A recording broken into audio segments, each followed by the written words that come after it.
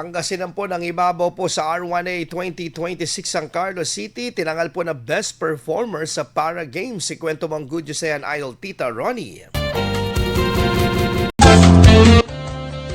Namayagpag ang Pangasinan sa matagumpay na kampanya ng kanilang delegasyon sa kakatapos lamang na R1AA Meet 2026 kung saan ipinakita nila ang matinding lakas at husay sa iba't ibang larangan ng palakasan. Ilan sa mga highlights ng palaro ay ang pangunguna ng San Carlos City bilang Best Performing Division sa Para Games na nakakuha ng 22 golds, 6 silvers at 16 bronzes. Sila rin ay tinanghal bilang Best Performing sa Archery na may 7 gold, 3 silvers at 2 bronzes.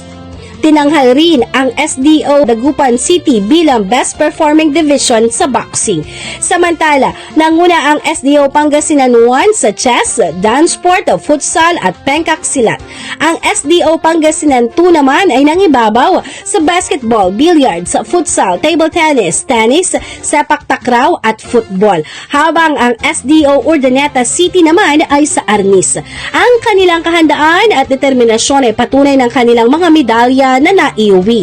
Dahil dito, kinilala ang delegasyon bilang isa sa pinakamalalakas sa buong Region 1. Samantala, inaasahan na ang mga atletang nanalo ay kakatawan sa rehiyon sa susunod na pambansang kompetisyon, dala ang pag-asang mas lalo pang mag-aangat ng kanilang husay. Sa kabuuan, muling pinatunayan ng Pangasinan ang kanilang tagumpay ay hindi lamang panalo sa laro, kundi inspirasyon din sa kabataan na patuloy na magsikap at mangarap. At iyan ang ating good news for today. Ako si Idol Tita Ronnie Tatak, IFM.